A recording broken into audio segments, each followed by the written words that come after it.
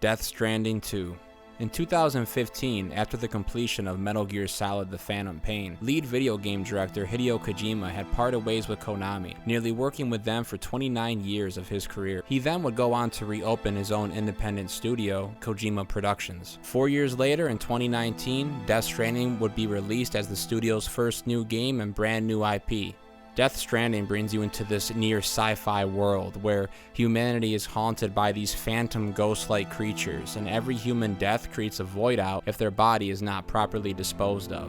This has led humanity to exist in a state of hiding and isolation, and you play as Sam Porter, basically a delivery man with the task of connecting humanity through expanding a network that connects all of us across the continent. Death Stranding 2 is a direct sequel to the first game, so 80% of the gameplay is you going from point A to point B, talking to holograms, picking up orders, completing the delivery.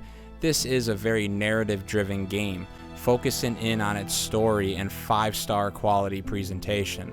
Honestly, it's the best looking game I've played in my life. This really does feel next gen and ahead of its time. I also feel Death Stranding 2 has improved from the first. Kojima has really quickened the pace of this game by introducing vehicles early on, and also adding more combat in between your journeys. There is a home ship you can fast travel around the map with, even though they disable this feature every other mission, better rewards for completing side missions despite their repetitive nature, and a good variety of boss fights that will keep you engaged. Also, for being a single-player game, Death Stranding has a very unique online system where players can interact with each other's structures that are built in the world to make travel and gameplay more easy. It's really cool getting that little notification pop up when someone uses a bridge you built, and even having a level up system tied to this that unlocks new perks for Sam. My name's Sam!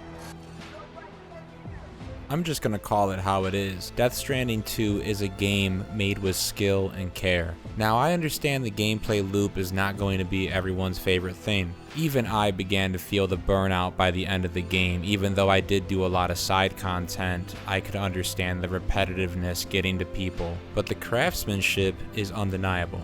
From the presentation to how the game functions, no crashes, no bugs, thoughtful pacing, unique online systems that work all alongside this to connect players. I really do think it takes a developer of 30 years or more with experience to craft something like this. Death Stranding is a unique and often confusing experience, but I love the quality and uniqueness that Hideo brings to the table, and I look forward to playing his next game, whatever he comes out with.